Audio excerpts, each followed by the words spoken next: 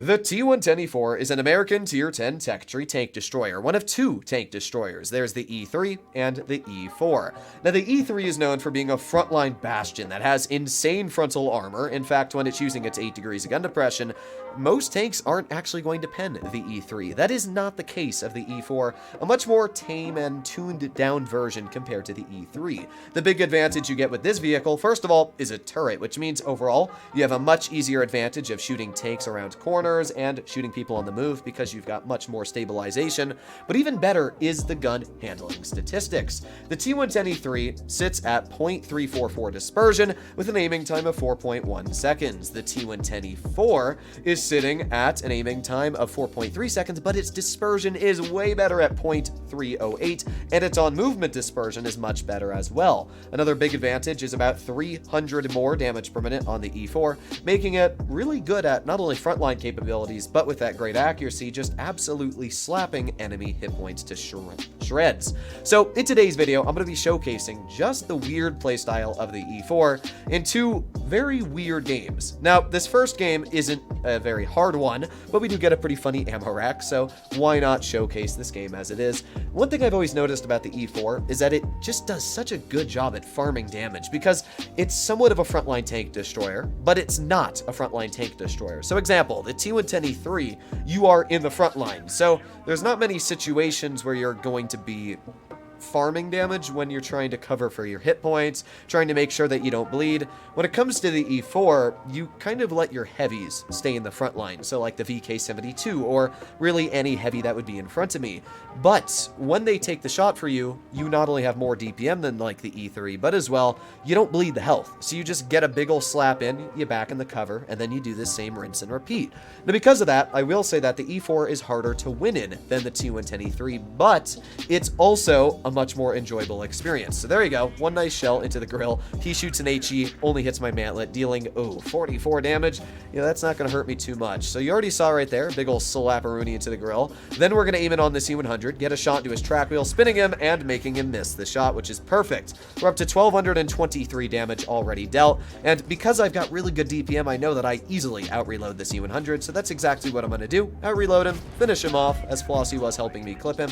And there you go, now we're up to 1,900 damage. Just in 3 shells and less than a minute in this game, you can see just how quickly this vehicle is able to farm damage.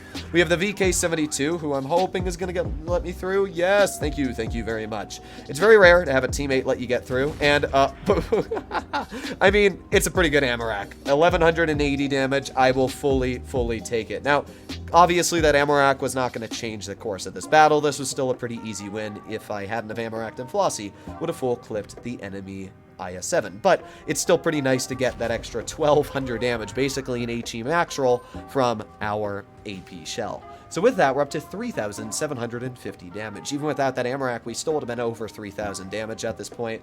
Just showcasing where the E3 does such a good job at getting out the numbers. And now, because we got that turret, we're just going to pull right off to the side of this T100 LT, pen an HE for 949, and we're up to 4,700 dealt. And again, we're still not stopping. We got a Sheridan and a TVP 5051. Sheridan is right in front of us, and kaboom! There you go. Nice 597, breaking the 5,000 damage barrier. And, well, maybe we're going to be able to get another shell out. Come on. I believe in you, E4. You can do it. Now, one thing I will say that I do like about the E4 compared to the E3 is that it is a lot faster on acceleration, which means that you can get into the shots, and especially with that turret, it's just so much easier to get shells out. I personally do enjoy this tank more than the E3 just because of its flexibility, the fact that it carries a turret, and it is a lot more mobile, carrying a much better gun, and it's got more DPM. I mean, really the only disadvantage the E4 has is, first of all, frontline capabilities, and the other big disadvantage it has is just the fact that it doesn't have as much alpha now.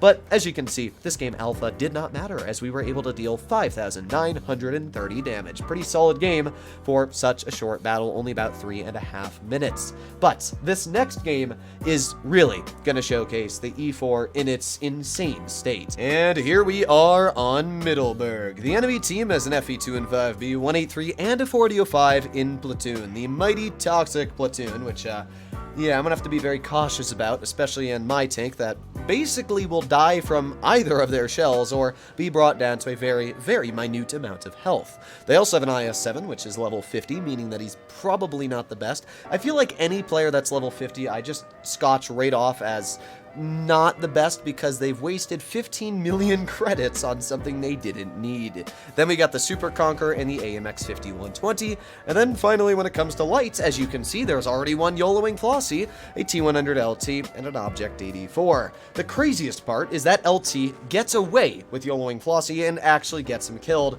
because the 4005 is able to get an angle on him. And even more crazy is the LT then just drives out in the open and dies. I do not understand that. There is no fun in that. The LT dies and Flossie dies. Nobody's happy. Maybe the LT is, but it's kind of dumb and it's kind of unsportsmanlike to YOLO somebody like that, so oh well, not much to say about that. But now it's me versus the rest of the enemy team, because as we know, most of the time your team isn't the best, especially because I think our E100 went to town for some reason, but hey, at least we're making up big numbers over here. 1134 with that HE, because we also got a little bit of a fire.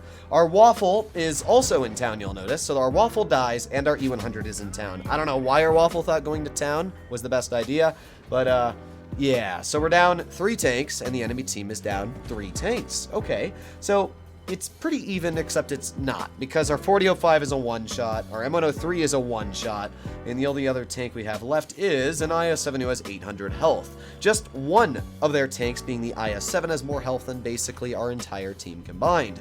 So, well, let's change that and get a nice, 800 max roll into the IS-7, just pushing us past the 3,000 barrier. We got the Super Duper Conqueror in mid. Okay, well, let's see what we can do. Aiming in on the Super Conk, and I don't think it's worth it to take that shot, especially because we've got tanks off to our side. As you'll notice, our M103 was just cleared, and so was our 4005. That 4005 basically cleared 2 vehicles to sacrifice himself. That was actually a worthy trade on his part, because, yeah, this isn't looking too good, especially with my IS-7. Oh, I get shot by the Super Conk. Come on, and kaboom. Oh, yes, that is right there what we needed, a ammo rack into the IS-7. I was praying that we got an ammo rack, and it's kind of crazy because we got an ammo rack the game before I just showed you against an IS-7. So it is kind of ironic that the IS-7 gets ammo rack 2 games in a row, but let's be real, that guy poked literally sideways and thought that was a smart decision. I don't know what he was thinking, kind of threw the game for his team. Now we're going to shoot at the 183. Nice shot, 674. And because the 183 is not looking at me, and I know the IS-7 out reloads him as the 183 already fired, I'm going to let the IS-7 deal with the 183 and start pushing onto the Super Conk, because the enemy team is up to 860 on base cap. We got a fantastic HE for 990 into the rear of the Super Conqueror, breaking us up to 6,483 damage. And again, we're not done yet. I'm going to now pull behind this Super Conk and kaboom!